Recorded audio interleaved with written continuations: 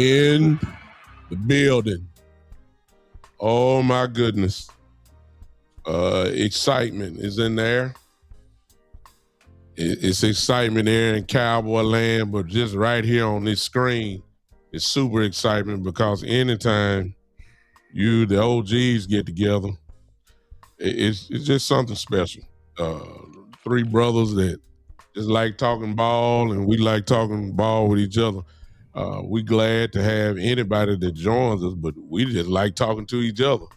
So we can't lose. It's almost like a back porch reunion. That's right. You know what I'm saying? We just here. Welcome to the Cowboys OG podcast. I'm big time listening. Of course, the OG podcast will not air unless you got all three of us together. We kind of made that commitment together, so we weren't able to come together with you guys last week. But that was last week. Guess what? We're here now. Yes, sir. And we're here and we're excited to come with you. I'm not alone, of course. Cowboys OG podcast would not be complete without Cowboy Joe in the building. Put your hands on it. Oh, ain't no doubt about that. You got to put your hands on it. It's like the 6-man world tag team champions. It's just that quick. We like the Von Erichs around here. Von Erichs, wow. And then, of course, if the glue not in the middle, we not airing. And y'all know by now, if y'all been watching us, y'all know who the glue is. He right there, B-Bird in the building. What's up, people? Just put your hands on it. Shoot. I'm wasting time introducing y'all, to be honest with you. Everybody know who we are by now. Welcome to everybody that's on those channels. Hit the like button as you come in. Hit that like button. Share it out. Do whatever you got to do to make it happen. And we would appreciate you guys sharing this out to Cowboy groups, Cowboy haters, whoever it is. We want everybody to come on in. Well, you're going to get the truth here. It's just the bottom line. You're going to get the truth here. B-Bird, before we turn it over to Joe, just say what's up to the people that's in the building. Hey, what's up, people? We missed y'all last week, man. Hey, but guess what? We come back with twice the information and twice the energy we had we would have had last week. So we bringing it this week. So we ready to go, y'all. That's right. That's right. Joe, say hello to the people and then kick this thing off, man. What's up, people? Good to be with you guys on Friday night. Man, when you said the Von Erich, so I said, wait a minute, am I Fritz or David or I might be Fritz, but and that might even be before y'all time. No, Lord, Okay. Fritz is. Now Fritz, he was retired when I started watching him. I was in 82, 83 when I started watching the Von Erichs. When it finally came on cable, put it that way, I was able to watch them. So I started with Von Erich by 82, 83. Yeah, and what's weird is I pass by the sportatorium a lot because I take my grandson to school. He had to drive by there. And but that took me way back. But yeah, man, glad to be back on with you guys, man. And so we're gonna just jump off the top rope Von Erich style. Yes, sir. And jump into this Crosby thing. So, man, I've gone back and forth. I've been listening to content creators and this Max Crosby thing. I think where I'm kind of coming down on this thing is I'm probably going to be okay with the 2-1s if it comes to that. I do think they're trying to bluff Jerry, and Jerry always overpays. That's a concern. But this draft, guys, I've been looking at it, and when they start grading this draft, it might just be 10 number 1 picks in this draft. The rest of the draft is going to be 2s. So if you drafting at 10 or higher, you probably want to keep your picks in this draft. But if you drafting at 12, where we are in 20, man, this thing, I saw my draft where they got us taking Hood from Tennessee, one of the lower rated corners, and I think the other player was Falk, and they had another draft with what's the edge from A&M? Is it Bailey? Yeah. I actually like him a little better since I started watching him, but man, it's gonna be a tough one. So I probably will be okay with trading the 2-1s. if they commit to doing what they got to do in free agency. But that's kind of where I am today. I've kind of gone back and forth on this. I want to get you guys' thoughts on it. Say that one more time, though, Joe. Where you stand on this thing? I think I'm at this point. I'm kind of okay with trading the two ones if we have to, because I don't think this draft is going to break our way. Okay. I think we might have to just go with Crosby if we can do it. Now, the best scenario would be you trade 12 or 20, just one of your ones. That would be terrific if we could do that. So, go ahead, B-Bird. Yeah, so let me just explain, and these two gentlemen know that I was been screaming Max Crosby before the trade deadline last year. Mm-hmm. The reason why, man, is because I remember, and this is an OG podcast, so we can go back here. The 90s defense was not the 90s defense until we got Charles Haley. Yes, sir. So they were a good defense, but they became a great defense because what he did. Now, it wasn't necessarily sacks, but that guy stayed around the quarterback. And I don't know when they start counting pressures, but from that day on, I said, wow, I can see the difference in our defense. When that guy got pressure on the outside, it made everything else better, man. And it was just, we got him right before the year started, and that's the year we won a Super Bowl. Why? Because we had a good defense, but he took one player made that defense great. And I actually did a tweet this week and said, if they do the right things on his defense, otherwise, I'm talking about free agencies and draft picks, I say, Crosby could be Charles Haley. And I said that, and I didn't get much pushback on it, but I meant that because this guy has a motor. This guy, he has a drive for the game. He's just passionate.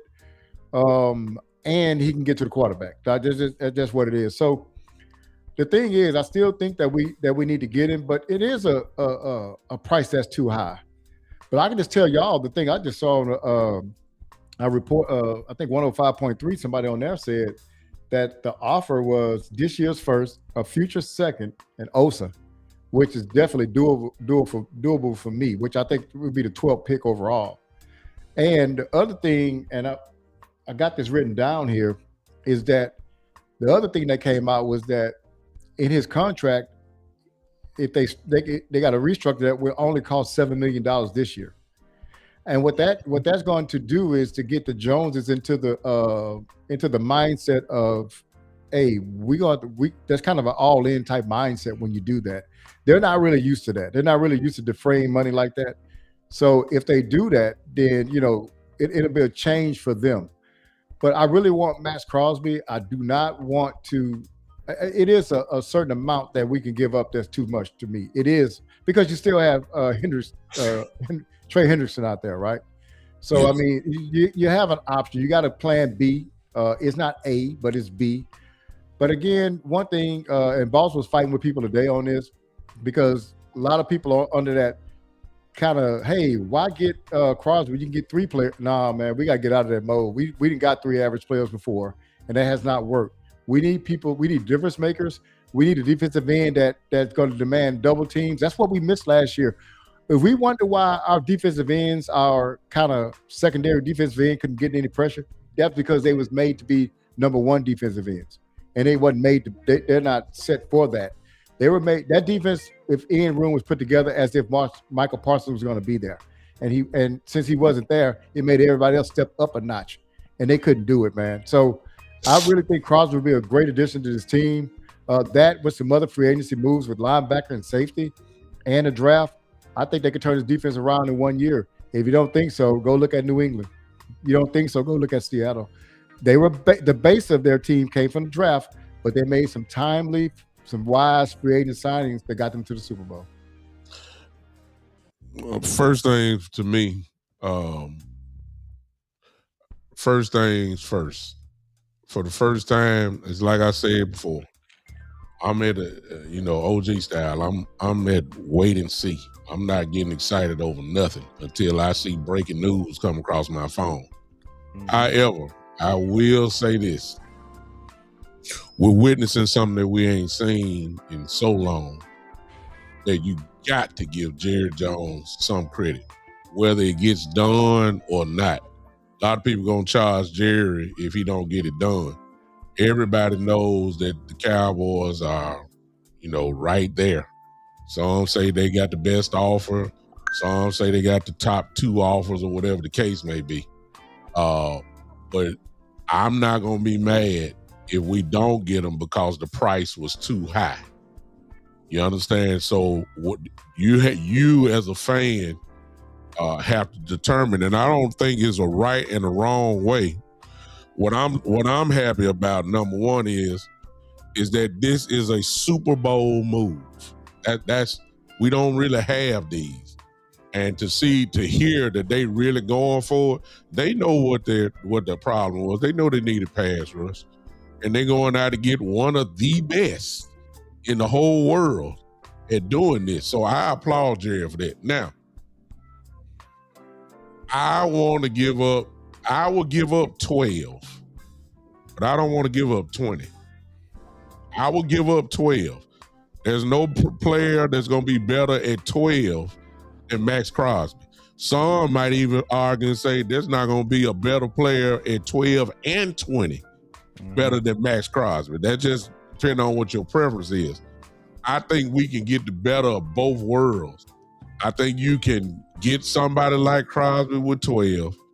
All the teams, as we was talking right before we came on, all the other teams that are talking do not have number 12. They're back in the draft. They have first round picks, but it's 12. The Raiders are picking number 1, no question. You know they're gonna get Fernando Mendoza, and then they'll come right back at to take the Cowboys pick, or at least if the Cowboys offer 12, they'll come back at 12 and pick. There's no better thing than that.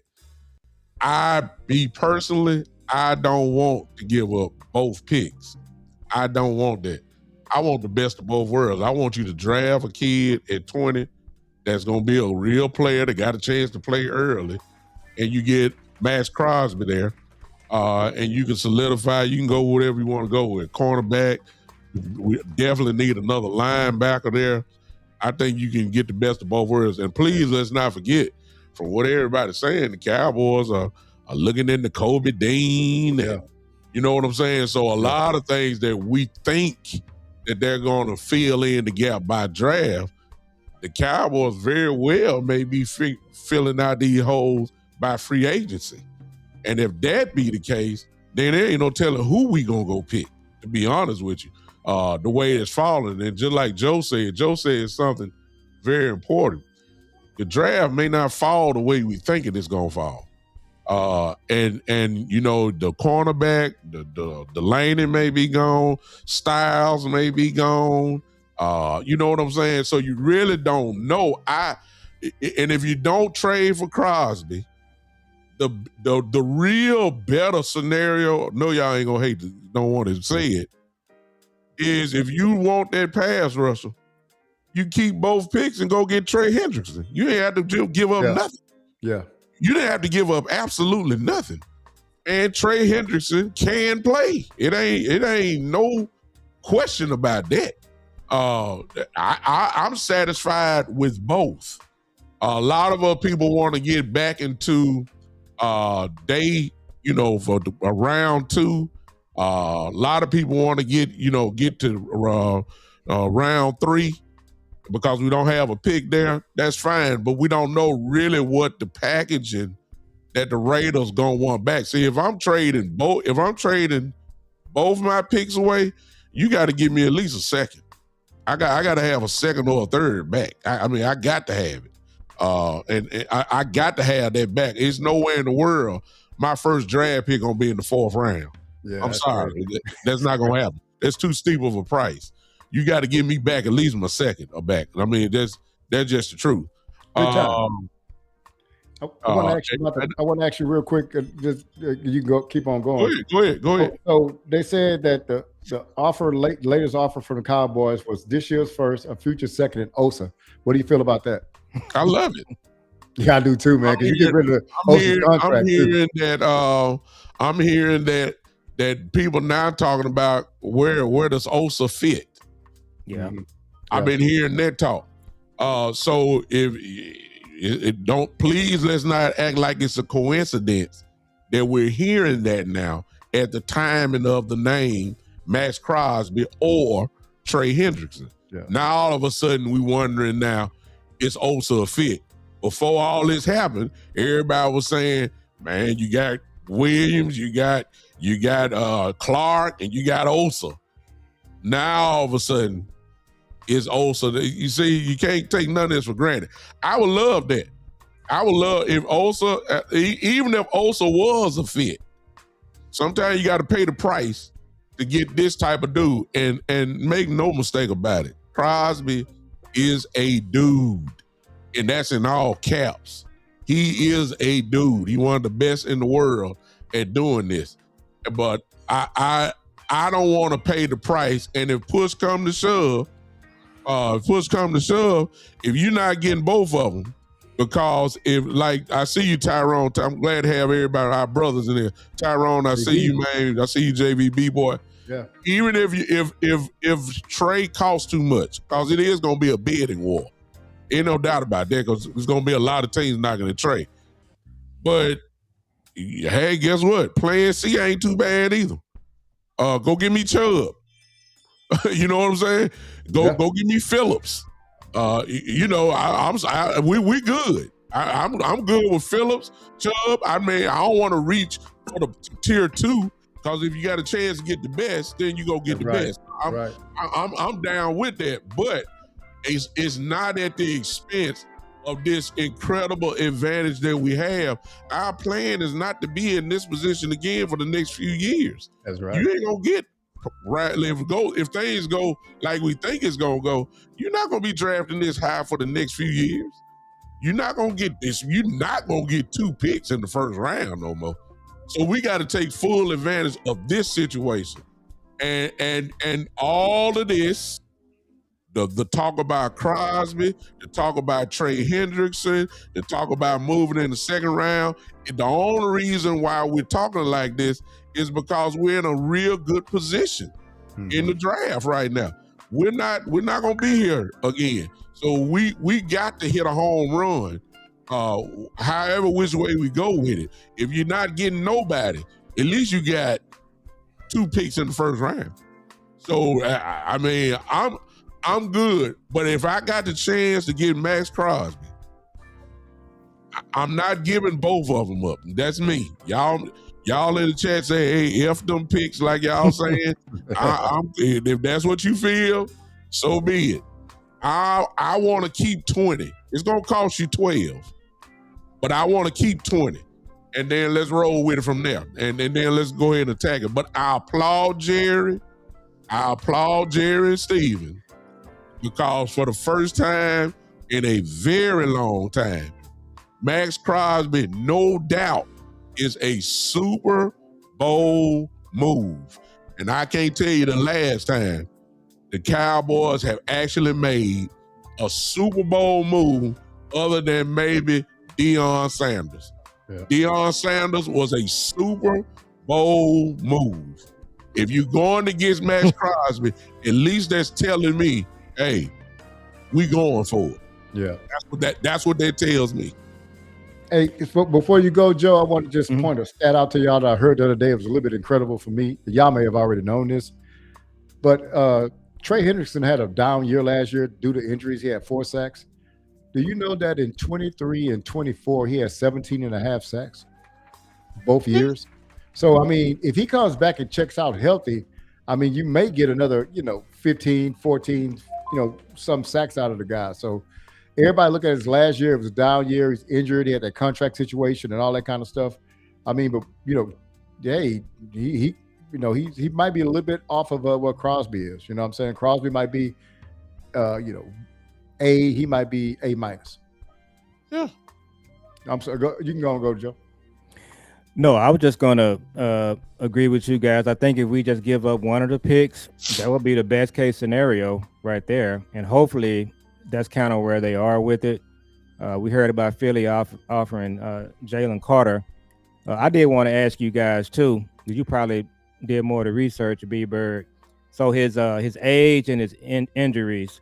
So, he's 29, and then I think he is coming off a surgery. So just kind of want to see where he is on that. But yeah, that's the best case scenario, guys. If you can keep 12, give away 12, keep 20.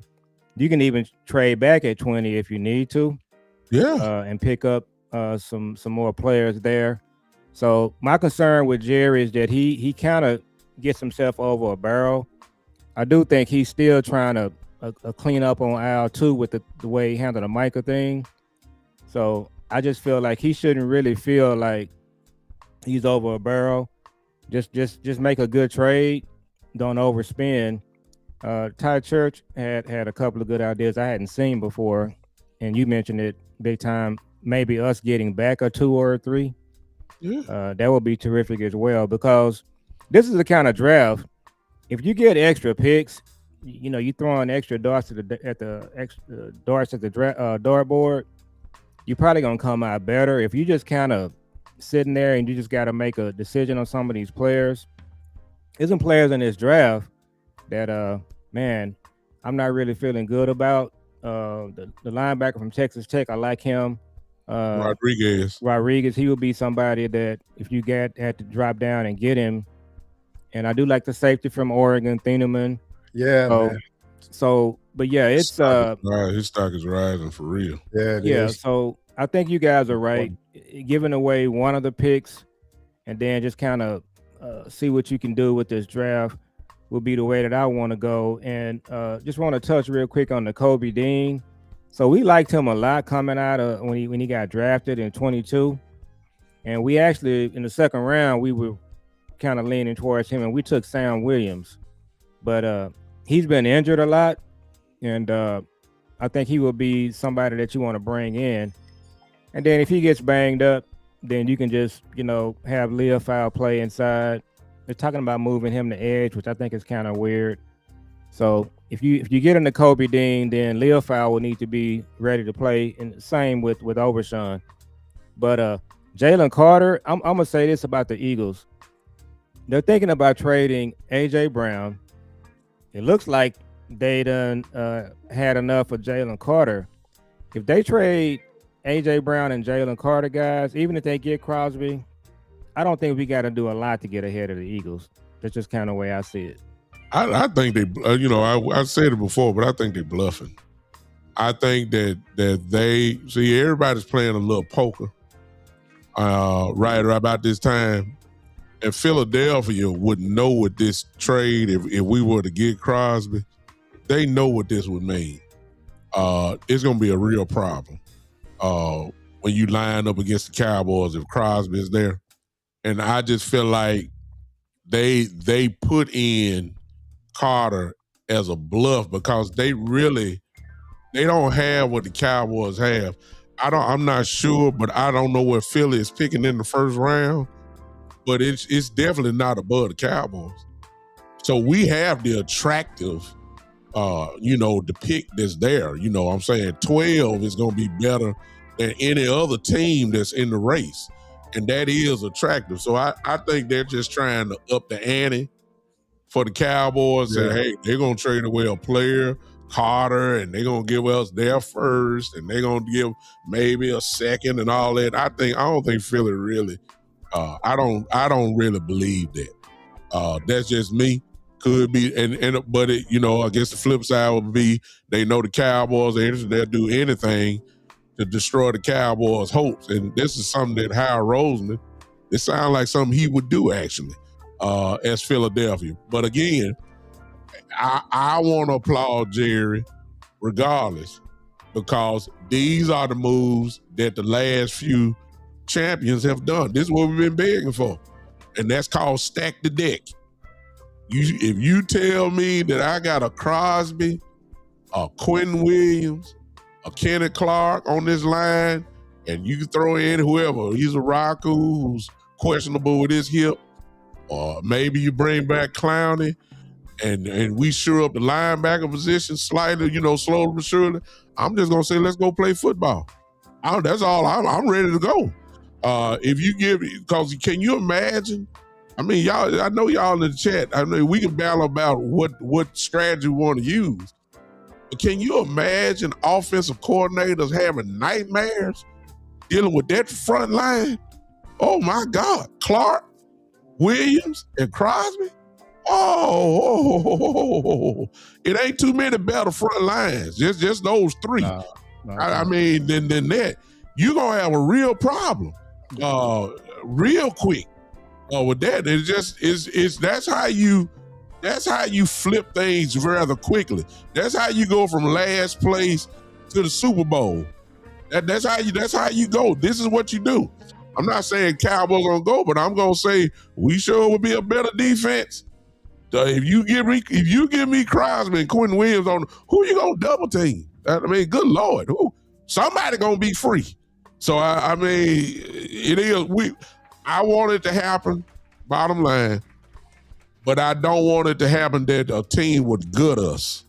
I just don't want that to happen because, again, we're at a great position right now. Whether we trade or not, we're in a great position, and we need to just don't get greedy. That's all I'm saying. So the Eagles are picking 23rd and 54. Just FYI, it's not attractive. That's why I say it's not a, you throw Jalen Carter in, okay, but drafting 23, that ain't kind of what the Raiders want. 12 is better than 23. That's a huge jump. Well, then you look at what the Cowboys are offering. You say, okay, Jalen Carter is better than Osa, but I mean Osa's a good player. Then you say, okay, then I'm getting a number 12 pick. You see what I'm saying? So our offer is actually better than theirs. Yeah, that's why I say I think about number 2. So our offer is better than theirs. I don't believe Philly. I believe Philly just trying to up. They might be trying. Philly might be just trying to run our price up. That's what it is. Yeah, run our price up. That's what they're doing. Our team. Yeah. Hey, so I was going to tell you about, because I think Cowboy Joe asked a little bit about Max Crosby injury. He had a meniscus injury. And just to let y'all know, man, I've had that twice. The second time I had it, the doctor wouldn't even let me get on a crutch. He said, "No, man, you just walk out on your own." You know what I'm saying? I was riding a bike in 2 or 3 days. So a meniscus is not a very serious injury, knee injury at all, man. So like I told you, it's insignificant that the guy told me, I got the surgery like on a Friday. He said, "Man, you go ride your bike on Monday." You know what I'm saying? I was like, wow. Yeah. And so I was on my bike on Monday. So that, man. But I just want to add that, and I think let's stay in that vein real quick. Okay. Let's stay in that vein, Joe. I'm gonna give it back, but since it's hot on my head and I know I'm gonna forget, everybody's playing poker right now, and so all of a sudden, the word about Caleb Downs came out. Yeah.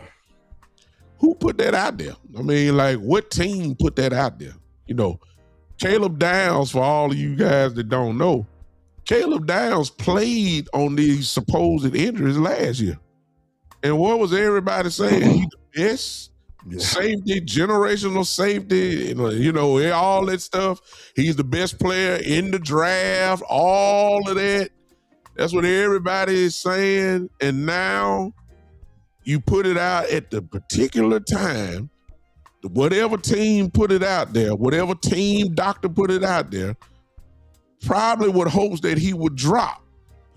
However, they threw a little caveat in there. They said a degenerative knee, ACL. Okay. What doctor said that? And is that the universal diagnosis for Caleb Downs? If that's the case, I want to ask y'all, if Caleb drops to 12, keep in mind, he played on this whatever last year. And one of them was a meniscus, which goes back to what B. Bird said. I mean, that ain't nothing. He played on it. Okay. Are y'all scared? If Caleb Downs is there at 12, and if we have the pick at 12, are y'all gonna believe the report and get scared? Because we all have said we tired of drafting injured players. Now, we've all said that. But this is Caleb Downs at 12. We've had a player like that, and I cannot think of his name. What was that guard we drafted that had a degenerative knee? He played well for us. It was Ron Leary. Ron Leary played well. Ron Leary, you didn't even know he was hurt. So I am under the impression, this is my theory. If I draft a guy and he plays 4 good years for me and 5, and then something happens and his career is over with. But I've gotten quality play out of him for 5 years. That was a successful draft. I don't necessarily have to. I do not have to. People think like, well, he ain't played for you for 10 years. That does not matter to me. All I want is 4 years or 5 years out of my first round draft pick, and if I get good play out of him that long, and hey, somebody signed him in free agency, hey, I still did well. It still was a good draft pick, and so I think that you take Caleb Downs because he's been playing with that. If that degenerative knee is going to take him out in 5 or 6 years, well, we've gotten everything we need out of him, right? And the meniscus surgery is not much anyway. We just talked about that. So I definitely take him at 12.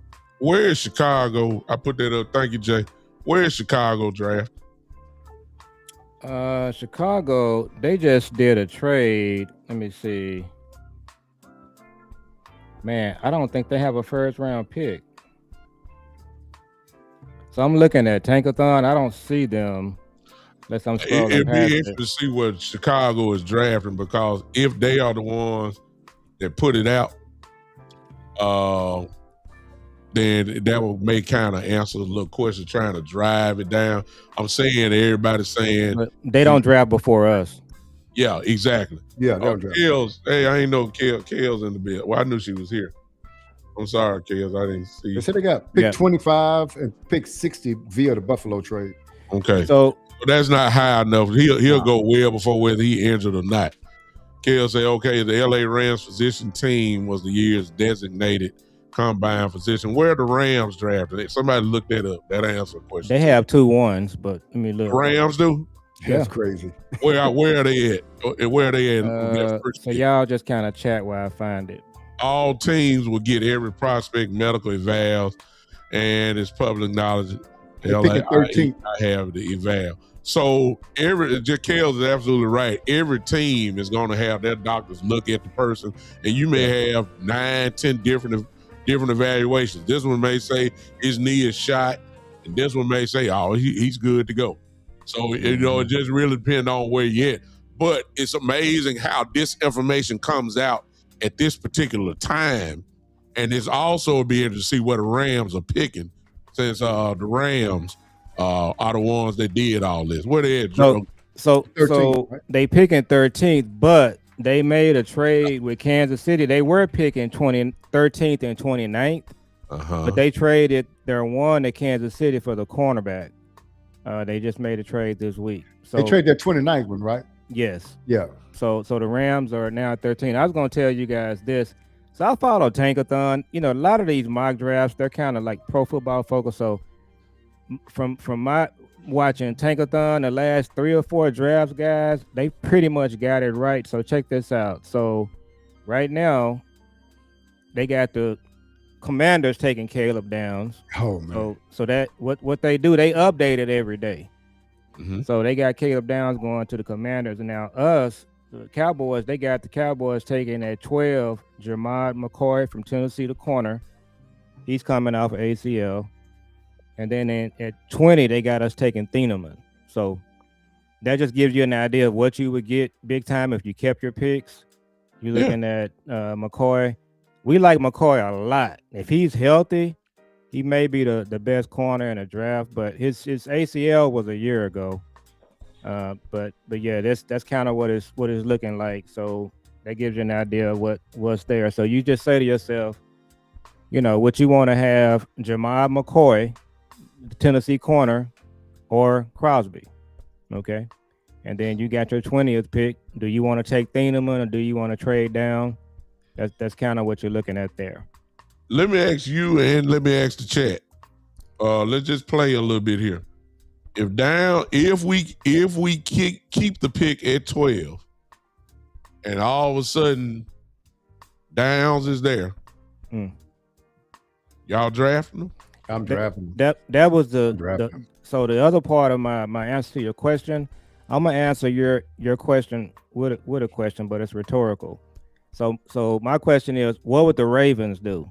So let me tell you what the Ravens would do. So this happened in a few drafts ago. So Kyle Hamilton, the Notre Dame safety, he went to the combine, and they started coming up with all of this goofy stuff about Kyle Hamilton.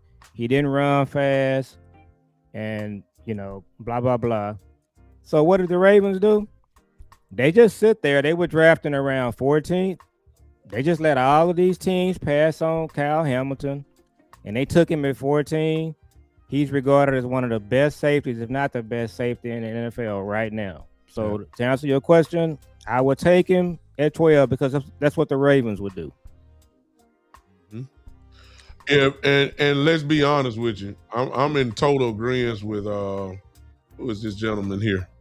I take down Justy Strong is there. Because a lot of teams ain't gonna believe this miss. Yeah. You know what I'm saying? And if they don't believe it, then Downs is right where he was at the beginning of the draft. Yeah. And so he's gonna go early, if that is the case. If that is the case. If they don't believe the report, whatever, and I don't think a lot of people falling for it. I don't think so. But the idea, the old thing about taking the safety that high, that old line is still there. That old thing is there. I don't know if Downs will go high just because of that. It's rare when the safety goes that high in the draft. That part, I'm not saying that's not the case. Downs is special. But we just have to see. I just wanted to, the only reason I brought this is because when we started talking about Crosby and the meniscus, everybody talking about that. However, though, I'm glad that you said that, B-Bird. Thank you. Crosby has had surgeries, I believe, the last 6 years. Every year. So, but he's there. I'm not saying, I believe a lot of this stuff is cleanup stuff, not major stuff that's going to have him out, all that type of stuff. Crosby he's a machine. I want to throw that out there because a lot of us have said, and I'm one of them, I don't want to act like I haven't said it, I'm tired of the Cowboys going to get injured guys. But guys that just don't miss really a lot of games, Crosby is one of those dudes. Look, he's worth it. Somebody said Bain is going to drop to 12. I doubt that very seriously, but if he does, the Cowboys going to have a decision to make because Bain ain't no joke. I love him. It depends on what they do in free agency with Bain, right? Yeah. Like if you get Crosby, then you don't necessarily need Bain, right? Bingo. Yeah. Bingo. Or if your mind is made up, or B-Bird, or if your mind is made up that you're going to handle that pass rush with a free agent, regardless whether it's Crosby or whoever. And you could be thinking Chubb. You could be thinking Jalen Phillips or Reddick or somebody, anybody. If your mind say we need a veteran pass rusher, then you really ain't worried about Bain at all. I agree with you 100% on that. Go ahead, Joe, man. We done danced around. Go ahead and give us something. No, y'all good. So in this mock draft, I'm looking at, they got Bain going fourth. I believe that. I don't think he's going to be there at 12. No. It looks like, based on what I'm looking at here, the Giants taking Sonny Styles, Commanders taking Downs. So in this situation, we're playing against Sonny Styles and Downs. But yeah, I think that's a tricky part of what's going to make these next few weeks really fun for us as Cowboy content creators, because, man, this is one of those years where, we got the extra picks, we got the trade possibilities, and we know that if they can just line this thing up right, the stars align, man, we could be right back in the mix. And I think I mentioned this on one of our earlier shows. Man, I honestly think we can, if we just make a couple of moves, we can beat Seattle. I think we play Seattle this year too. Yeah, we play the whole NFC West. Oh, okay. Yeah. So we not that far off, but they gotta get it right. You can't miss. So that's why if I'm Jerry, I'm being kind of conservative. I like that scenario you gave us earlier. And then, with the picks, I just went through what we'd be looking at. The two players I looked at there, McNeil Warren, we've talked about him. Somebody put that in the chat. Yeah. So they'll all be good players. And I wanted to go back to something that you said earlier. Another thing they got to get right is Christian Parker has to convince them the safety position is important. Yeah. So he needs to change that culture. We always talk about the Cowboys culture big time. Yeah. Part of our culture is that we don't think that safety and linebacker is an important position. And Christian Parker has to change that. He got to come in and just let them know, you guys hired me. I want to cook, but I'm not doing it without good safety and linebacker play. So hopefully he can just change the culture on what they do. And I know Kels is in there somewhere. I'd like to get her feedback on what's going on with them with linebacker and safety. Hopefully Christian Parker can change that. He'll have a couple of ways he can do that in this upcoming draft and free agency. So they did struggle with the defensive tackle position until last year, man, because they really wasn't big on defensive tackle as far as valuing those guys. But up the middle is where they did not value, right? Like you look at linebacker, defensive tackle, and safety. Cornerbacks, they've always valued those guys, but they didn't with that, with the three positions I was talking about. But one thing I wanted to say, man, I was going to say, I know we didn't talk about the combine much, but man, Thieneman, man, that was impressive 40 he ran, man. He made himself some money that day, man. So I looked at him and I went and looked at, some of, I'm not going to say film, I looked at his highlights or whatever. And he's an impressive player, man. So if we end up with him at 20, man, that would be a good get for me. Depends on what else we do. Let's get the chat involved. Chat, I need your help because we got some very smart people in this chat here. I wish I could have about 19 boxes up here where I can just throw all y'all in, but y'all ain't no OG. Some of y'all too young, so I can't put y'all in the show. But there's some serious people in here that know football because y'all know it. I think we got to be real careful if we want this defense to be what we, kind of want to lean toward. We know we need help, but the way that we address it is going to be key. For instance, when you say linebackers, then this is what do y'all want a veteran or do y'all want rookies? So I'm thinking Sonny Styles, even though I don't know if he'll be there or not, but if Sonny Styles is there, a lot of y'all will want him, but he'll be a rookie. Or do you want Nakobe Dean, a veteran? You see what I'm saying? So somebody that already know what to do, somebody that already knows the system, rather than having a great athlete, a young guy that can play on a rookie contract.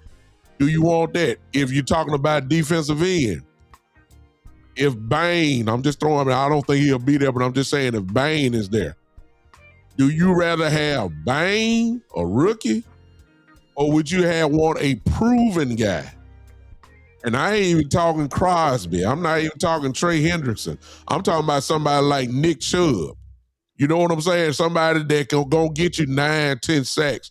Rather than going through another year of a Donovan Izaraku who dominated in college and then came and only gave us, 4 sacks?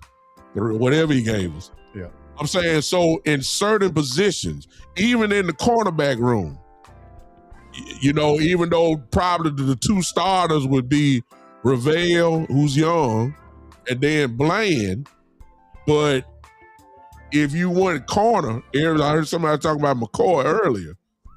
You want Ravel, McCoy, and Bland? Or would you rather have a vet at corner? I'm just saying we got to be careful. I know we got a chance, to do something here. And I'm seeing some answers now because it's kind of, you see what I'm saying? It's kind of split. You got to watch where you stick them at. You see what I'm saying? Go ahead. So the answer to your question is, do we want a rookie or do we want a vet? My answer to that is yes. You want what? Both. Okay. So I've been saying draft one and sign one since the offseason started. So if you get Caleb Downs, that don't mean you don't get Minka Fitzpatrick, right? Yeah. If you get Sonny Styles, that don't mean you don't get Nakobe Dean. Because what's going to happen is you got the stability of the veteran because you know what he's going to be, but also the veteran can teach the rookie some things, right? If you get a Minka and you get a Caleb Down, Caleb got all the physical traits and he's a talented, but it's some things that Minka could teach him while Minka's still an effective player. Same thing with N'Kobe Dean and Sonny Styles, man. So I think I've been saying this: draft one and sign one. That's my theory in the offseason. That's why. Okay, so I'm going to thing here. So I don't like people that overemphasize the draft, right?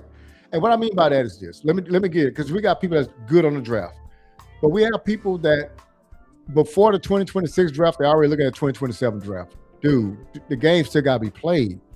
Or, they're so draft heavy that they don't even, like, the season start and they don't even watch the season anymore. They're back on the draft again. So to me, I don't like, because they put too much weight on the draft. They got a lot of different ways to build a team, and that's through the draft, that's through free agency, and that's through trade. The good teams use all three of those things, man, not just one or two.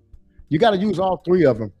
Free agency and a trade is to make up for injuries or places that you've missed. Like if you missed on a defensive tackle, like we did with Mozzie, that's why you go say, hey, man, we missed on this. You got to say it and then go get it in either trade or go get a free agent to fill that gap. You can't just draft your way into a championship. No. The reason why you can't do it is because all these draft picks are not going to be on your team at the same time. No. So you draft somebody in 2020, by the time 2027 come, they gone. So some of these guys they're going to draft not going to be on the practice squad. Yeah, but the thing is, to line everything up, the draft picks can't be the only way you do it. So you got to look and say, okay, we've drafted good in these areas. We set the foundation of our team. Where are we lacking at? We're lacking at corner. We're lacking at safety. I'm just throwing it out. Let's go get the safety. Let's go get the corner and solidify the team.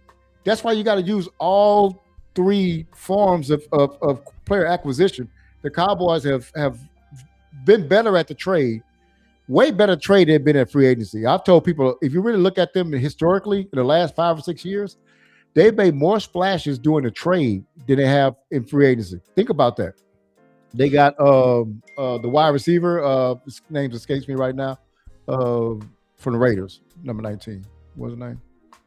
What'd you say? I'm sorry. Wide receiver from the Raiders. From last year? No. From when we made that trade a few years ago. Amari Cooper? Yeah, we got Amari Cooper. That's via the trade. Then we got Clark. That was via the trade. Williams. That's via the trade. We got a lot of. Then we got Pickens via the trade. If you start looking at the biggest moves we made over the last 5 or 6 years, they've been trades, man. They haven't been free agency moves. So we've been doing better at the trade position, but the free agency is where we suffered at. And again, I'm going to quote you, big time. Now's the time for the Jones to tell us they really changed their ways, because this is the moment. This is it right here. And whoever sitting in for is, he said because they don't spend money, and that is the truth. Yeah, and this is the time we have to do it. Yes. Let me highlight this, Joe. I'm sorry, man. No, you good. Because as we all know from shows past, our brother Kid Cowboy is in the building. Oh man, he's back. The hater himself, the Cowboy. Look, he's a Cowboy fan, but he's a Cowboy hater. The Cowboys can do absolutely nothing wrong. But this comment is kind of ties into what we're talking about. So I want to throw another scenario for the chat and you guys. He is right technically by saying the coaching staff has absolutely no experience, and I think he's talking pretty much from a defensive position. So based off that, and since automatically Christian Parker, because of the team that he's going to be coordinating next year, is in the fish grease. He can't escape it. It's going to be hot. And he's already got a lot of pressure because everybody's saying he's got a great mind and all this and all that. And they say he's a great teacher. So let me throw this to the chat. Does it make sense then for Christian Parker to jump ahead of the line a little bit by bringing in his guys? So I'm talking about N'Kobe Dean and Blankenship, the safety. Does that make sense? Well, I know we keep talking about Downs and Thielemann and the other kid that we were talking about. These guys are rookies, but doesn't it make sense to bring in a guy that knows the system right from the start and who can still play? I mean, I'm saying Blankenship can play. It ain't no question about that. I'm not saying he's Downs, but I'm saying this. I'm saying this, and this is gonna sound real crazy, but based off of years' experience and based off of playing in big games and playing playoff games, Downs is not Blankenship. Hello, I'm just saying. At the safety position, and you saying we all know what he says, what he wants from a safety. Well, we play Blankenship. We know Blankenship can play. I just want to see, do y'all feel like it would be smart for him to go in? And again, it doesn't kill what B. Bird said. You still can draft. But doesn't it make sense to bring in a Blankenship and a Dean, guys that can, already know what to do, knows the system, or whatever the case may be? What y'all feel about that? Well, no, Cowboy Joe, you haven't been in a while. Go. No, you're good. So, yeah, I think the answer is both. You're going to bring in some guys that you're comfortable with, and you want to draft as well, and you have to do both. And I just think that I think the Cowboys, to me, in the last few years, they haven't had good drafts. They really haven't done a good job in free agency. So this year, they have to do both to answer your question, B. Bird. So Nakobe Dean, if he can stay healthy, he can be your green dot guy. It's going to help Christian Parker a lot. So the question is he going to be able to stay on the field? He plays really aggressive brand of football. So, he doesn't really leave a whole lot on the field. He plays hard. So he's a guy that you want to look at. They tried that last year with Kenneth Murray. It didn't work out. But, Nakobe Dean, I'll probably say at this point in his career, he's a better player. And then the same thing as safety. It would be brilliant if they can sign Mika Fitzpatrick and then draft a safety. That would be terrific because you're going to have a mixture of both. So I think that's kind of that would be the best way to go here. Kel said CP did his big one and got Brandon Jordan into the field. I'm not sure who that is. Brandon Jordan is a specialist. Yeah. D-line coach, known, all respected highly. Okay. Who can really get, a lot of guys vouch for him from the D-line position. Big time addition to the coaching staff. Yeah, I think he's a consultant type. They do whatever. Yeah, I think he did a really good job of hiring the coaches. On paper, we gotta see what they're going to be doing. But yeah, this is the year that Will McClay, the scouting team, and then Christian Parker, and look, I think the way this draft is falling, I think it's going to be a defensive draft. I'll be shocked if they take an offensive player. It just doesn't really look like a good offensive player will be there when we draft. But yeah, this is probably the biggest offseason that they had in a while, and they got to get it right. So it needs to be veterans, and you bring in your draft choices, and that's what the good teams do. Look, that's what Jimmy did back in the day, and some of the better teams. And honestly, one of the teams that does a good job with that is the Eagles. They always have a good mix of veterans and rookies, and they do a good job with it. So I think that is the way to go. Yeah.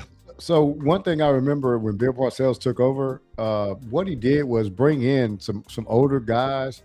They were kind of a little bit past their primes, but what he did, he brought them in at different levels, like an offensive lineman, a running back, linebacker or something like that. Mm-hmm. And so I was kind of curious on. I said, well, these guys, I know he knows them, but they kind of past their time. But what it relayed to me was the fact that, okay, so what happens in that situation is that after the coach tells them what he wants, because they don't know, because they, he's a new coach. Well, the players like Nakobe Dean or Reed Blankenship can say, no, this is what he's looking for. You see what I'm saying? He can go and tell them when the coach goes out the room, no, this is what he's looking for in this defense. This is what he wants. And so it's almost like a go-between coach or a messenger. That's why he brought him in. So I could definitely see what you're talking about big time when you say, hey, these guys know the system already and this, that, and other, because that can advance the knowledge of the players if you bring in somebody that's played in the system before. So I definitely do see a upside to that, man. So, if the coach essentially coaches on the field. Yeah, the veterans. I was talking about bringing in Minka Fitzpatrick, but Blankenship might have as much value, must have the same amount of value because he knows the defense well, and he also can articulate well to the players on what the coach actually wants. Exactly. I think that's all I'm saying. I know we want to draft the young guys that we've seen at the combine and all that type of stuff, but the defense, if you really want this defense to really be solid, at some spots, B-Bird again is right. You draft both for the, but I don't think that in some positions we don't need to be leaning on these young guys initially to get the job done. I just they always remember, they're still rookies. And I done seen many a rookie get their tail told cat raggedy, if y'all let me say it. I seen cornerbacks get destroyed. Everybody is not an all-pro like Michael Parsons was in his rookie year. It rarely happens. You know what I'm saying? Everybody's not a Pro Bowl player as a rookie. There are some rookies that get ate alive. This is not Boston College no more. You know what I'm saying? So I just think that we need to, in some areas, if you really want to get the maximum of the defense of what you got, you need to plug some veterans in. It's kind of like the edge.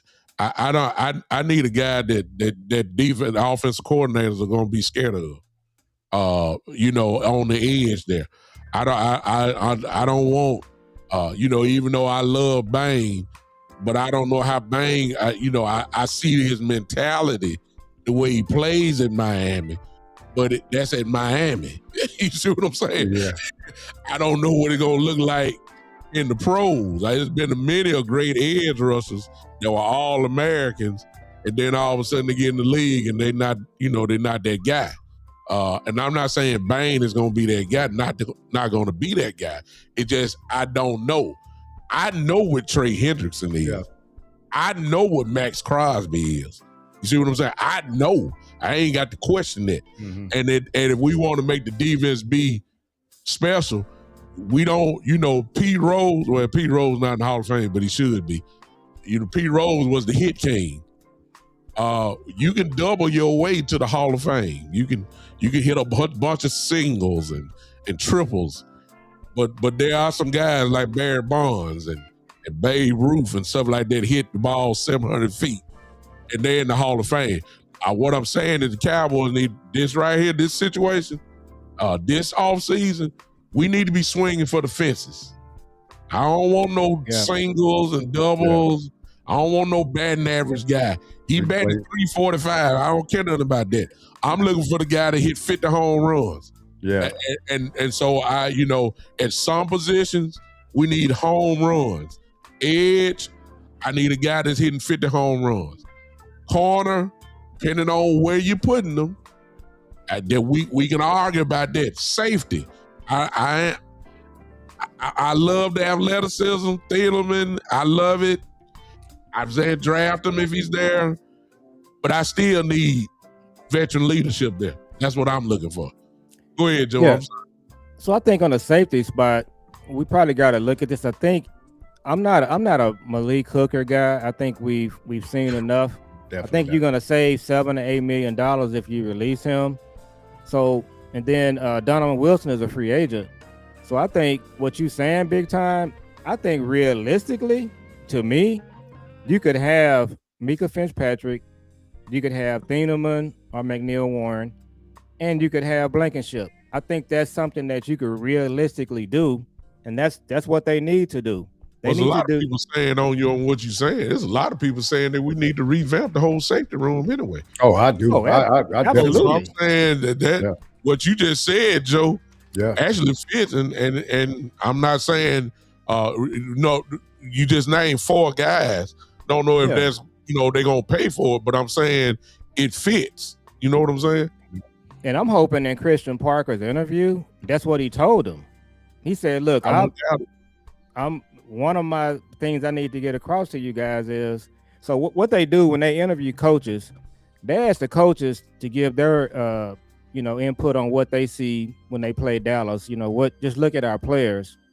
If I'm Christian Parker, and you can just be real open, frank with him, and he's that kind of guy. You've heard him speak. He had to tell them in a very nice way, what you got here in your safety room is not going to work in what I'm trying to do. If I'm going to be the coach, this is what we're going to need. We have to redo the safety room. Yeah. There's no question about it. So, and obviously you're going to make that kind of statement and give them a fair evaluation. If they don't hire you, they don't hire you. Now, I just think he's the kind of guy that they probably talk. I'm willing to bet everybody that they talk to, and they interviewed 9 people, they talked to 40 some people. They probably came in there and just told them, look, this part of your team right here, you're not going to win with this. You're just not. Bottom line. So the safety position, I can't wait to get more information about what he thinks about that room. And then more importantly, we're going to see what he thinks about it in the next few weeks, in the next month or so. Well, to be honest with you, Joe, if he signs an outside free agent at the safety position, that's just one will tell you what he think. Yeah. Just one will. Because if you get Blankenship is taking somebody's spot. He ain't coming in to ride no bench. You see what I'm saying? Yeah. I know Wilson is probably not going to be here. Donovan probably not going to be here. The jury's still out on Hooker, but Blankenship is kind of like a free. He can do both, actually. Blankenship can play both. So I'm just saying. Yeah, and I gotta believe he said the same thing about the linebackers. Same thing. Yeah, we know that ain't good. It's a lot of rooms, man, where we could do better, and that safety room, man. Hooker must got pictures on somebody, man, for real. Because I don't understand. For real, I don't understand how he's still here, man. Well, he's been hurt too. Hey, but let me show you, man. We hit a milestone. I'm going to tell y'all about it. Okay. So we went over 1 hour, and this is us in the chat. Y'all, hats off to y'all too. Do you know we've been talking for over an hour? We haven't said the name Pickens yet. Wow, that's a good thing. Hey, you thought about it. I mean, if you gonna do that, then we might as well start something right here. Now, I was gonna bring this up to you guys. Go ahead, Joe. B-Bird, I'm glad you brought it up. So What was that? I saw something, and I gotta go do my research. I saw one of the legacy sports writers. It might have been Mike Fisher. I want to give him credit. So they said 2 things. They said, one, this year at the Combine, Jerry brought some of the agents on board the bus just to have a meet and greet where he just got to know the agents better, and they just had your lunch or whatever the case may be. Right after that, Jerry came out and he made a comment about Mulugeta. He said Mulugeta is somebody that's distinguished. He's someone that should be respected. So that lets me know that somebody took the time to say, let's try to get to know this brother. He's big in the business. And I looked this up. So Todd France is Dak's agent. He's also Brandon Aubrey's agent. So when I looked this up, so David Mulugeta, he's done like $1.75 billion of deals. Well, Todd France has done $1.35 billion worth of deals. They're in the same agency. Obviously, Mulugeta's a black guy. Todd France is white. So I said all that to say this. I wonder if Jerry's turning the page on this whole thing, the way he handled David Mulugeta, got to know him a little bit better, and something might be working out. Big Time, you shaking your head. Well, before you go, Big Time, I mean, do we know that Mulugeta was one of the people on the bus? We don't know. That's what I'm asking. Yeah, because about. he still said that he's never even met him. There you go. Well, he did say that he's someone that's distinguished, so he's making progress. Well, at least he called his name this year. Yeah, but I ain't heard him call his name. I thought I didn't hear him call his name on the bus either. To be honest with you, let me go ahead and just let me let me just say this. Just notice what happened. I tried. Nah, I mean it's good. Let's look at it. Jerry, every combine for years gets on that bus, and a lot of deals have been made over the years on that bus. All the GMs are there, team representatives are there, agents are there, and a lot of things get done there. Everybody knows that. The Cowboys not the only one. Everybody's there. They talk to each other. All right. He didn't talk to Dave Mulligetta with Parsons. He talked to Michael Parsons. That's what he said. He didn't talk to him at all. He knew who he was. I personally believe Jerry was trying to put David Mulligetta in his place. Forbes magazine names David Mulligetta number one agent, sports agent, as far as football goes. I think Jerry, just based off of Jerry talking about he don't talk, he only talk to the players, which is a lie. Because you talk to every other agent. So why you ain't talk to David? You didn't talk to him at all, but you talked to Todd France. You talked to him. So why you didn't talk to David Mulligetta? Now, that's Parsons' thing, okay? This year, David Mulligetta was in Indianapolis. I know that for a fact. He was there. George Pickens. Everybody know the Pickens deal, whatever. Okay. Jerry was there, but listen to what Jerry said. When Jerry said about the franchise tag, what did he say? I talked to George myself. Oh, okay. So last year you talked to Micah, and then this year you talked to George. My question is, when did you talk to David? You still ain't talked to David Mulligetta. Still ain't done it. You informed him, and I'm not saying it's not Jerry's right to call the player. I mean, you got the number and say, hey, we're going to franchise you. Why don't you tell the agent that? So we still got this stuff going. Me personally, this is me. I may be wrong. Listen, I believe there's something personal there with Dave and Mulligetta. I believe it. Because you can't tell me that you got two high-profile players like Michael Parsons and George Pickens, and you ain't even talked to him yet. It's almost like you waiting on him. Who gonna make the first move? Who gonna call? All that. Nobody. You talking to every other agent? We just saying Todd France and David. You know, there's other agents there. I guarantee you. Who was Javonte Williams' agent? Who was that? Because they got done real quick. I guarantee you talk to that agent. You see what I'm saying? So we still playing these cat and mouse games, and I got a feeling that this is gonna go all the way to the end, because I believe, this is me again. Y'all don't have to believe. Nobody else have to agree with it. I think that there's something personal there with David Mulligetta and Jerry Jones, because he does not do no other agent like this. Yeah. He didn't do it with Dak, with Todd France. He didn't do it with whoever Javonte. Look, they got Javonte Williams done so quick. It was like, wow, dang, there ain't even no drama in that at all. I'm saying, like, who this is the only agent that I've heard him say, I mean, don't even pick up the phone. I mean, what kind of general manager is that? You know what I'm saying? So I whatever the reason why he hadn't done it, and I think this is going to be the problem, because we all know Mulligetta's, his resume. He's going to ask for the money. It's already put out there. He don't like his clients playing on franchise tags. That's already out there. So here we go again. So that's all I can say about this. Get ready. So this will be for everybody, and this will be for Kales in the chat, because I can tell that she doesn't really necessarily like Mulligetta, right? No, she don't like my friend. But the thing about that is, and I've said this before, the guy's done nothing wrong. and I think she's pointed out that Higgins fired him. All agents lose clients. That's just what that is. That's just how it goes. But when the thing that, and Kale's gonna have her opinion, and then I can have mine. But here's the deal: that's facts. Jerry Jones said he's never spoken to the guy. Yeah, come on, man. I mean, I'm sorry.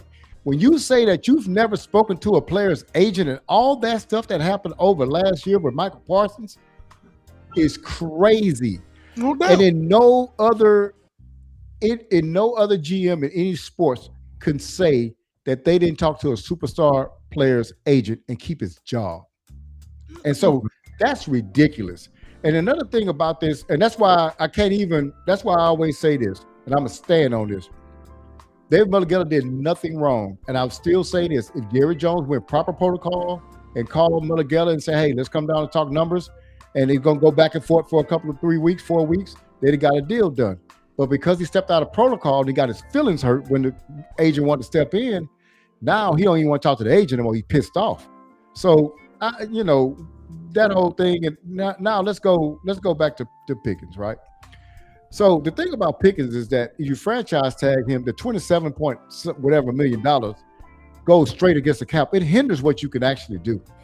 So really, if you really want to try to do something here, you'll try to get a deal worked out for him, a long-term deal, so you can lower his cap hit, which will allow you to get more players. Now, so I don't understand why the conversation is not even ongoing. Well, it's not a conversation at all. That's crazy to me that you're not reaching out saying, hey, what do we have to do here? And then if the number's too high, then you can move him on. You can move on from him. I mean, if you say, hey, man, look, we can't pay this dude. So what we're going to try to do? Hey, the draft's coming up. Let's try to draft as many players as we can. Let's get the draft picks for him. But if you wait, you're not going to do that. And then another thing, so we said that Mulligetta is known for not like wanting his players to play up under the franchise tag. Name me an agent that does like their players to play up under the franchise tag. None of them do. They want their players to get long-term security, and also for them to get more money out the deal too. So it's not just about the players, but no, it's not just David Mulligetta. I don't want to just put that on him. No agent wants their players playing under franchise tag for the obvious reasons. If this guy gets hurt, it's going to lower his value. His value is hot as right now. So let's get all we can at this point in time. They're not going to want to play under that, and I don't know what's going to happen. It may be to a situation where Pickens going to be happy and play up under it, or it could be one way he says, "No, man," or it'd be disgruntled all year, or he doesn't show up.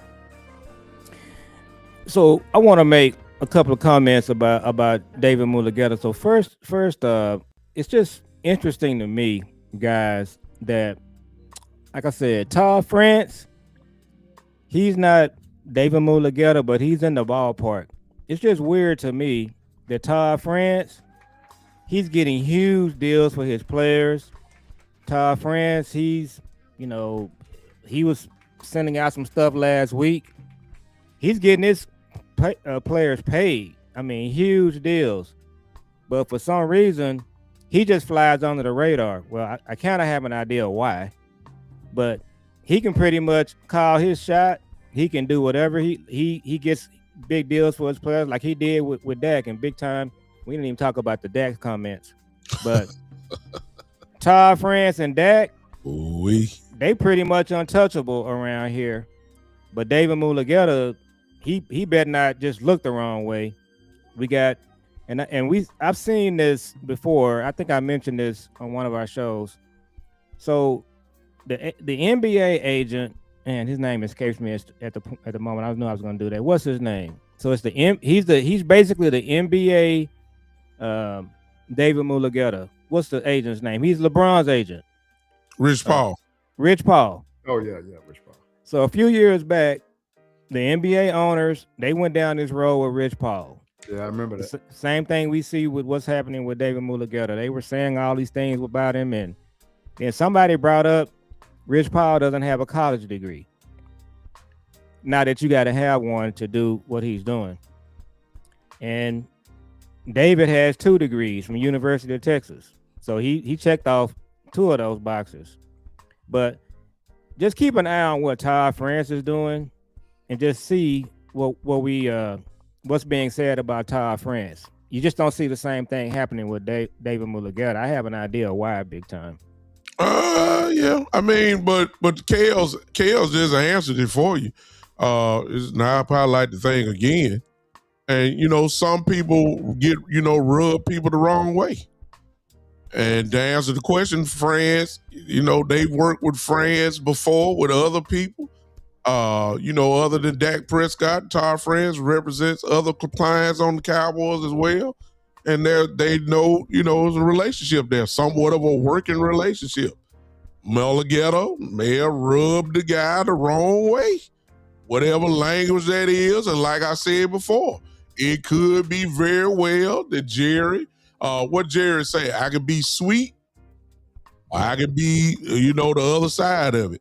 And maybe when it comes to Mulugeta, maybe it's the other side.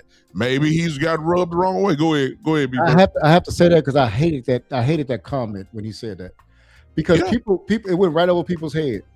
Yeah. Name me a GM that can say that I could be sweet, or I could be a butthole. Yeah. No other GM. See, that's what I'm trying to tell people. I keep saying this all the time. Nobody else could do that but an owner/GM. Yeah. You can't be that way. Yeah. That's what the issue is. Well, I could be another way. That's why we 30 years out, partner. Because you want to be over there. You want to put your things up on the table, and this ain't how it works. That's not how you get deals done. That's not how you get players over here. That's not professionalism. That's not professionalism. You even say that. Well, I could do this. That's because you can't get fired. If you could get fired, you wouldn't be doing that stuff. And that's what I'm trying to tell people. Yeah. That's ridiculous, man. For him to say that. And Kels, I hear you. I know you got inside stuff on that. But I'm sorry. Until he says that I talked to that man. Okay. I'm sorry, y'all. I got to go here. The dude that was there protesting that black dude coming to school is the dude that's protesting his agent right now. I'm not going to take that dude's side. I'm sorry. You might have inside information on that, or somebody might have inside information on that, but I'm sorry. That dude treated that dude don't like that dude because he's a black dude up on top. He going to put him in this place. I'm sorry. I got to go there. That's what it is to me. And that's what it is. Why is he talking to Todd France then? Why he have no problem talking to Todd France? He went through a bad negotiation with Dak, but he talked to his agent. He never even talked to this dude. He won't say his name. It's disrespectful, man. Yeah. Don't people get that? That's disrespectful. The guy won't even mention the guy's name. Yeah. Guess what? He got so pissed off at him that he traded Michael Parsons. Why? To cut off his nose for his face, in spite of his face. That's dumb. He got emotional and made a decision. Yeah. That's an emotional decision. You cannot have your GM making emotional decisions. That's why he threw away a whole year, man. Yeah. 2025 was done when Michael Parsons was traded because the team was built up to have Michael Parsons being the force, the multiplier. He wasn't there anymore. You see what happened. Everybody else suffers. The cornerback suffered. The safety suffered. The pass rush suffered. Everything suffers because he wasn't there. Why? Because I showed him. Yeah.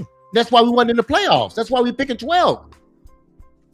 Some of this stuff ain't. I mean, and I agree with Kels because she has inside information. But that doesn't mean that our opinion. That doesn't mean our opinions don't count. I still got my opinion. Now, if you give me information that says differently, I will change my mind. Facts, though. One thing that can't be denied. One thing that cannot be denied. We got breaking news from my son. He said Max Crosby been traded to the Ravens. Max Crosby. Everybody look on their phone. Everybody look on the phone because if that be the case. Now. Hey, I told you. I'm gonna look at this camera like man, you brought Ali. You G stuff with the Ravens, man. Everybody stop talking. Pay attention. I told you to watch the Ravens. Yeah. Just do what they do. And B-Bird, you know who the Ravens don't have? What's that? Jerry Jones. Yeah. And I don't see nothing yet. Let me see this. Let me say this. This is my son. He might be wrong. We don't know. I'm looking at it right now. Let me say this. Let me Max Crosby to the Ravens for the 14th pick, which ain't too bad from 12, and additional compensation. So we don't know what that additional compensation is. Wow. So we know it's more than just the 14th pick. So that additional compensation probably is what sweetened the deal, probably more than the Cowboys. So everybody let go of the Max Crosby train. Hey, I told you. for the first hour, just to get our first hour of the show. I told you to watch the Ravens. So you I don't told you. miss what you never had. So there it is. It's over with. And so what I'm gonna say while we processing this, and I'm gonna say this about Jerry Jones. What he did last year, if you want to look up the definition of unprofessionalism, that's what he did. He defines it. The way he handled Micah, the situation with Micah, that was very unprofessional. He went on Fox News and said that David Mulugeta told him to shove the contract up his, you know what? David didn't say that. No. So he came back and said he didn't say it. You don't do that. But I'm gonna go one step further with Jerry. Well, we gotta remember, we keep forgetting about this 30-year thing. We always let this go by the wayside big time. Yeah. I don't think people understand what's been happening here for 30 years. They don't really understand what's happening. So I'm gonna say this right here. Jerry Jones originally was supposed to buy the San Diego Chargers. Okay. He was trying to buy the Chargers. The deal fell through. Just ask yourself this question. The last time the Chargers was in the Super Bowl was when they played the 49ers in 1995. They haven't been back since. Here's the question. If Jerry Jones had bought the San Diego Chargers, would the San Diego Chargers still be the Chargers 30 years later? They would be. It's a rhetorical question. So if he had bought the Chargers would be the Chargers. B-Bird, you know this name. Ross Perot Jr. Yeah, Ross. Yeah. So there's some talk about them trying to get back and buy the Mavericks back from the team that they sold it to. If Ross Perot Jr. had owned the Cowboys for the last 30 years, I believe the Cowboys would have been to a couple of Super Bowls. But Jerry's owned them. So you got a lot of different things you got to look at. There's been unprofessionalism. They haven't done a good job in the draft. They haven't done a good job with pro personnel. Teams like the Ravens, the Eagles, the 49ers, they've just been better in all phases of the operation. The draft, free agency. Look at what Seattle just did. So the lack of professionalism, I mean, I don't think you can just hang your hat on that, saying that about the agent or whatever the case may be. You got to look at what Jerry has done. And what he did last offseason, it really set the team back. And right now, what you're trying to do, you're trying to clean up on aisle 2. That's because right. You traded somebody. And I'm going to do you one better. The last thing I'm going to say is there's been all this discussion about what the Cowboys would be if they had or had not traded Micah. The Cowboys could have got the deal done with Micah. When Patrick Surtain signed his deal, Micah should have been signed the following week. That was a year ago, maybe longer than that.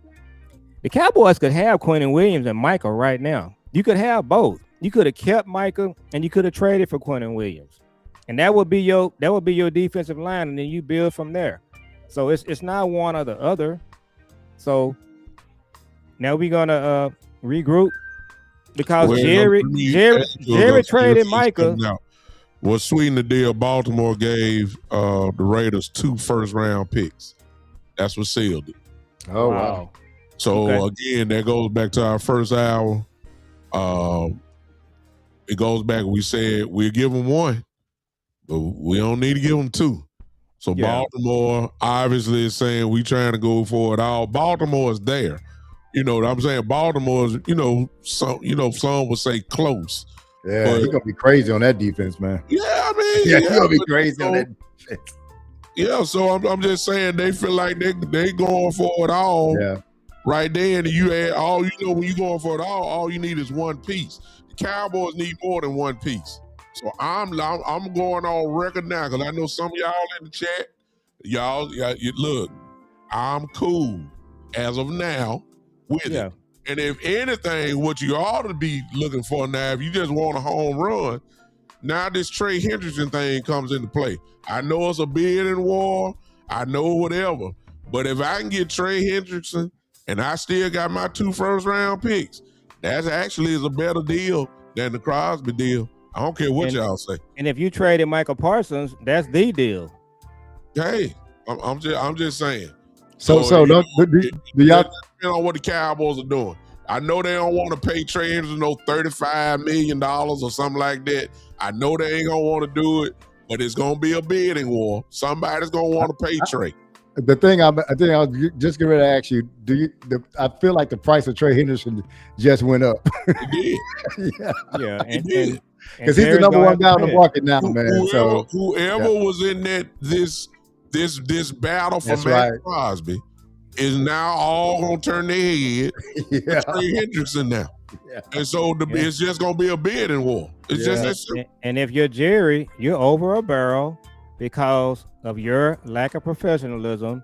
You traded a generational player because for the most part, you approached this player and had a sidebar conversation with him about the most important contract of his life. It didn't go the way you wanted. All you had to do was just back up and let Steven, Kels, they could have got Kels and Adam Pacifica to do the deal. You get Micah signed, and Kels, you can trade for Quentin Williams. Right now, you would have Quentin Williams and Micah. So that's exactly what should have happened. But so now you're over a barrel, B-Bird. You gotta get another edge. And you're gonna be chasing that edge until you get one. Yeah. So I think what you have, I think you really have Crosby being the A graded defensive end. I think you have Hendrickson being A-, but I think nobody else is on their level, right? Like what they could potentially bring to the team. So if Trey Hendrickson, I mean, where do you go after that? I mean, you know what I'm saying? Now you're taking some chances and risk on some guys, hoping. With the 2 Cadillacs, the 2 Cadillacs, good analogy. Or Crosby and Hendrickson. Yeah. Now with tier 2, it's a Cadillac. It ain't no Rolls Royce, but now we're talking Chubb. We're talking Jaden Phillips. Yeah. We're talking Hassan Reddick. I mean, we're talking about guys who are proven in the league. I'm just saying there's some guys. And then, of course, guess what? Hey, I said, look, I'd rather have a veteran, but you still got some guys in the draft. So guys, let me get this in real quick. And I talked to my son about this too, because my son, the Michael Parsons, the Luka trade, he gonna be down for the count for a while. I told him, I said, you're gonna bounce back. You got a couple of rings anyway. But I was gonna say this. We have the prototype, guys, for building a team without Michael Parsons. We don't have Micah.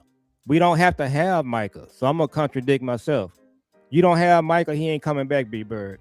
Yeah. Your prototype, big time, for turning your team around is Seattle and New England. They built a team without a Michael Parsons. They just got a couple of veterans. They signed Tank Lawrence. So, and New England signed Caleb Von Chason. So I said all that to say this. B-Bird, you ain't got to go far to look at what you need to do with the Cowboys. Just do what Seattle and New England did.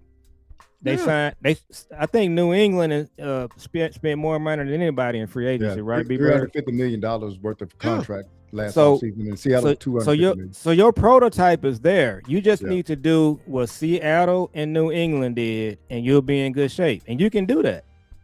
Yeah, and I think those teams pretty much hit on pretty much all of their free agents too. I mean, the guys that those teams, the guys they brought in, they were big contributors to their team, starters, and if not that, but they still was coming off the bench and doing great things. So it was great scouting by them on what their team needed. But you got to have an identity first, and then understand that this guy fits what we're trying to do.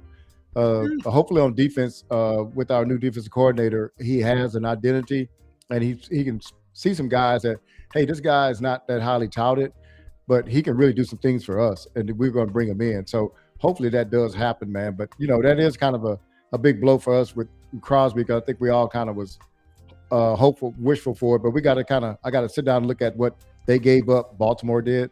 Yeah, but I guarantee you, when we look at what Baltimore gave up, you already know, because we just saw it in Twitter. I think Ian Rappaport said Baltimore gave up 2 first rounders. You know it's more than that.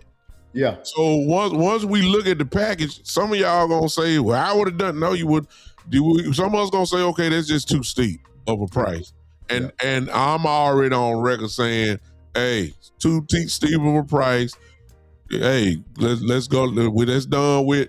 Now focus your attention somewhere else. If you ain't gonna pay the money for Hendrickson, let's go to thing. I'm cool. If you want to go with the old man route and then draft on edge, I'm cool with that. So this is where the Jadeveon Clowney comes back into play. Yeah. I know he too old, and Clowney was productive. All he does is make plays.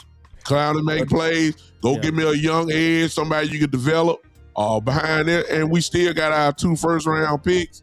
We still could go draft young.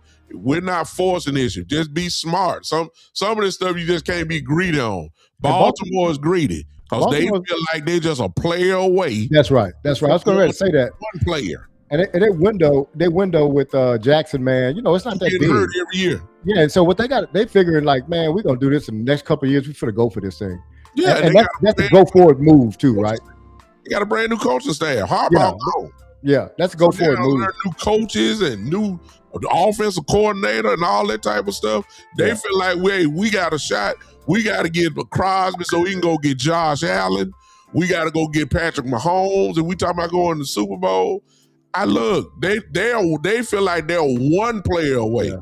The Cowboys cannot say they're one player away. We need players, and when you look at it that way, you may not feel as bad. That's all. What I was trying to say is that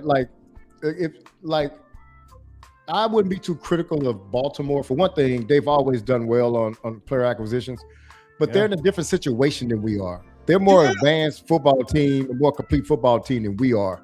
And so what they may give up for them may be fair. You know what I'm saying? It might be like, okay, that's right for them.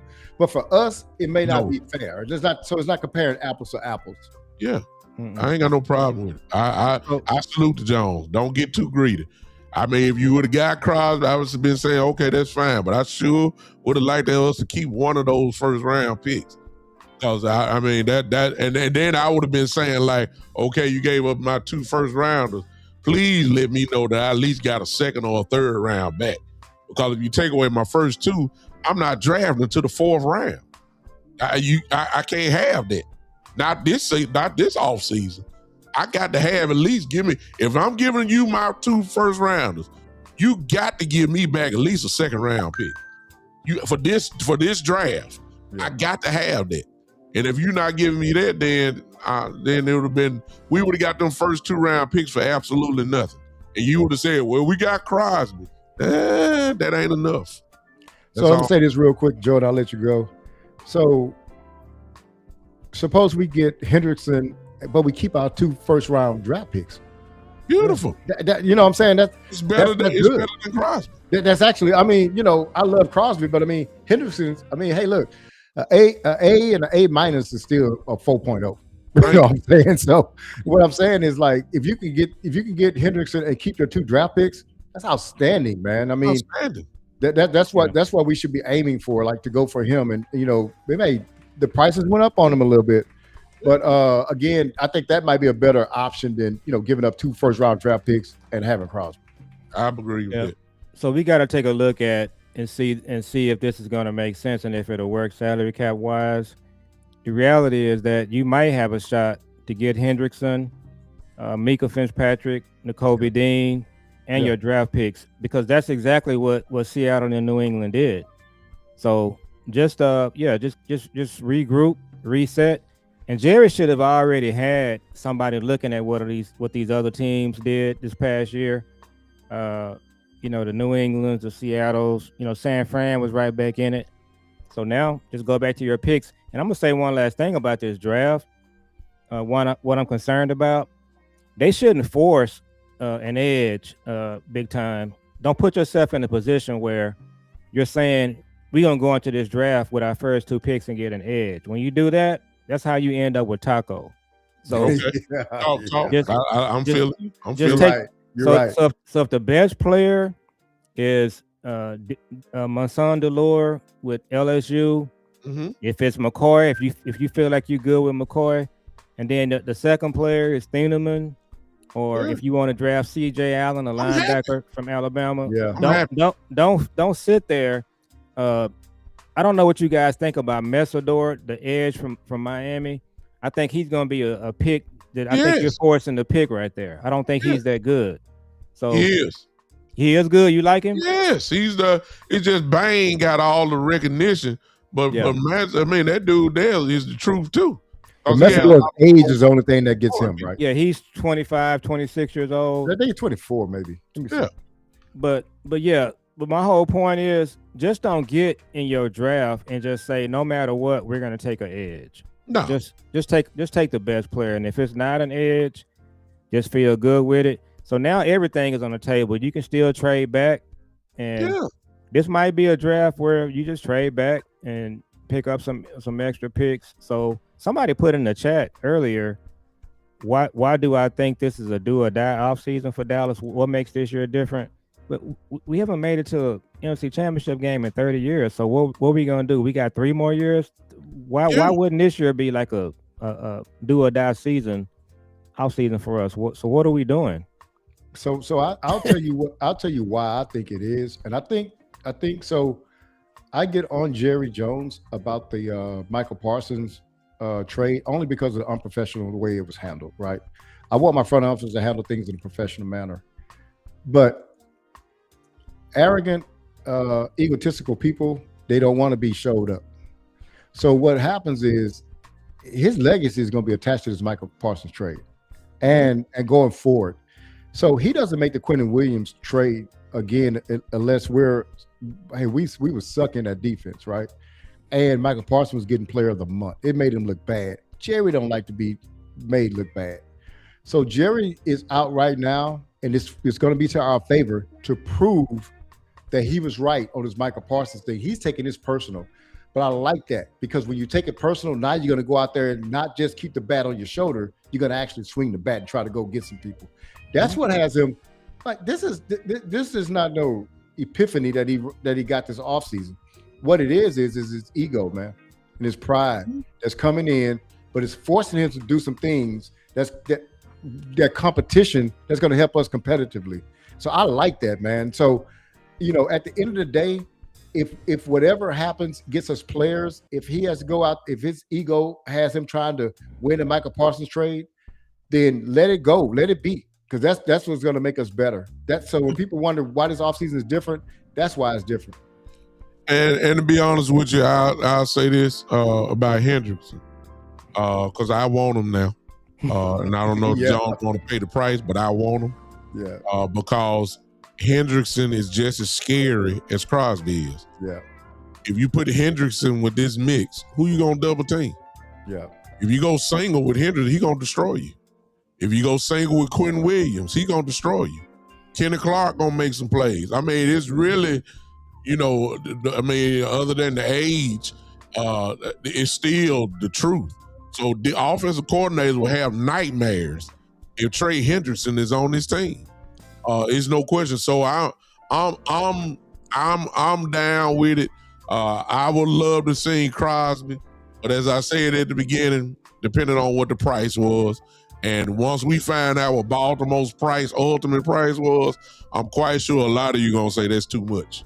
So it is what it is. So one of the I'm going to say in the chat, if y'all don't mind, I'm going to ask y'all this question, Terry Turner, because I asked my son the same question today. I texted him because Rashawn Gary got cut. So what do y'all think about him? And love him. What's with that? I don't know. Y'all heard any rumors about that? Sean Gary is who did he play for? Is a problem. He's a problem. What was that, Joe? Who did he play for? It's Green Bay. Green Bay last year. Being opposite Michael Parsons. Okay. I think he's from Michigan. Yeah. He is from Michigan. I watched him most whole career. I love him. He's a problem on the field. So why they cut him though? I don't understand it. Money. Wow. Money. He's a great. I ain't say great player, but he's a real good player. So one thing I'm cool with that. I mean, I would love him on the team. That's a great little fit. If you know, depending on he can play 4-3 and he's quick enough to play 3-4 too. So he's that kind of guy. He can do either or. So I love Rashad Gary for whoever asked that question. I think it was Terry. who said he'll be available soon. So that I'll take him in a hard flash. But it's not over, y'all, since Crosby gone. It's still it's not over. No. It's plenty of doors that could be open. It's a lot. So Actually, we got more things available to us since he's gone. To be honest with you, well, more options. We do. One thing I was going to say real quick is, so one of the Houston Texans, one of their edge players signed a 1-year, $40 million deal yesterday. So I wonder if, that makes Trey's price go up as well. I can't think of the guy's name. He signed a 1-year, $40 million deal. Yeah, I saw that. But Trey's price is going to go up regardless because he's the best probably free agent on the board, period, regardless of position. And especially at that position, a game record. He's that guy. So his price just went up. There's no question about that. Yeah. And the question is who's going to pay it, who's willing to pay it, and that's who we're going to go for. At his age, he's going to go on the biggest payday he can get because that's going to probably be his final contract. Yeah. So you can't blame him. I think, what is he, 33 years old, if I'm not mistaken? That old. Let me see what he is. 32 or 33 years old. I think Trey is. He's going wherever the money is. So it is what it is. So 31. He's 31. He's 31 years old? Yeah. He's 31. And what about the injuries? I read it earlier. He had a core injury and he had a surgery about. I think he's on fresh legs. So he really he should be. Yeah, he took all year off. Seattle didn't want to play him. Be honest with you. Yeah, if they was in the playoffs, Trey Henderson would have probably played. But he's on fresh legs. Plenty of gas in the tank. And then it goes. I said he was 33. He's 31 years old. That's still plenty of gas in that tank.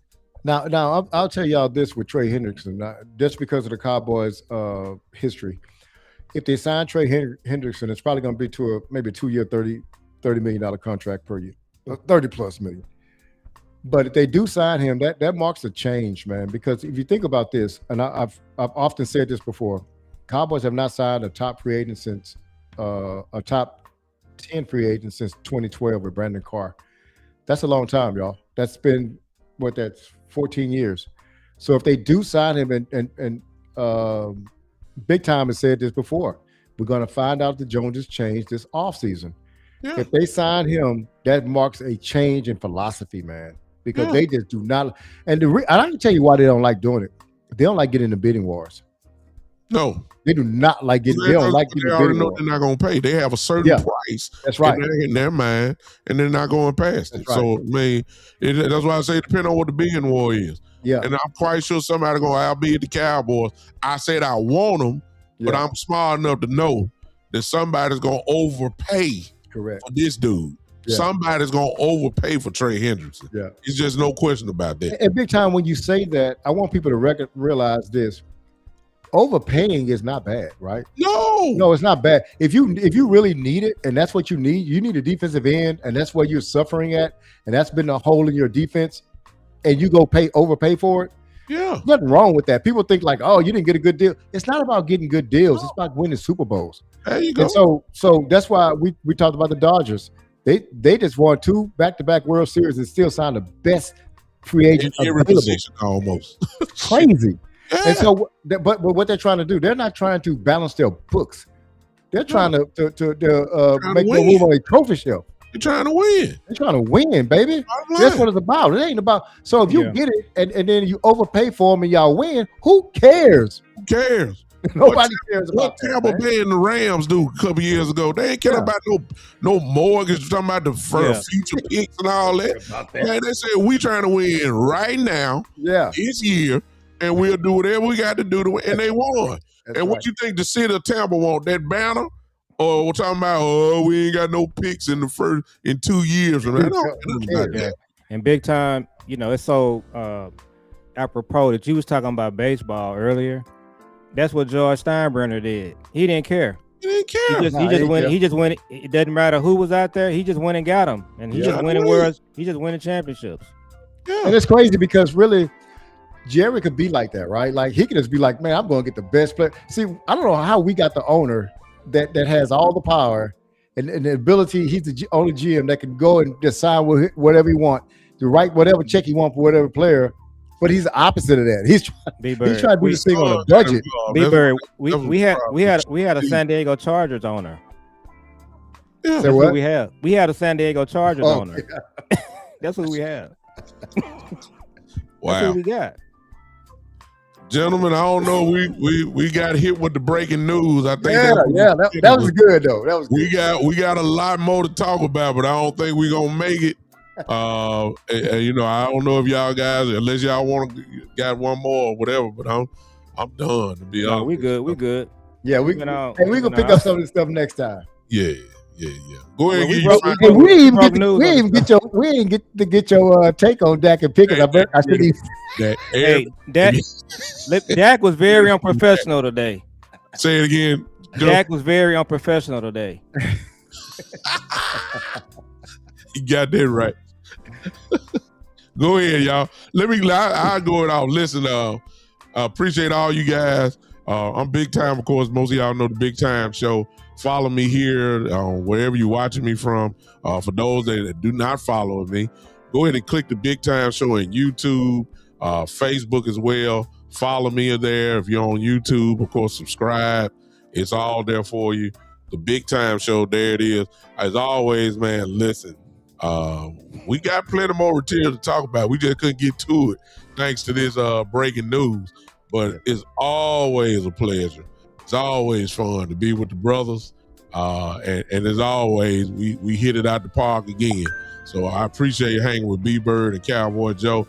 And our intention is, of course, is to be no, man, I ain't ready to fall asleep. Just be strong.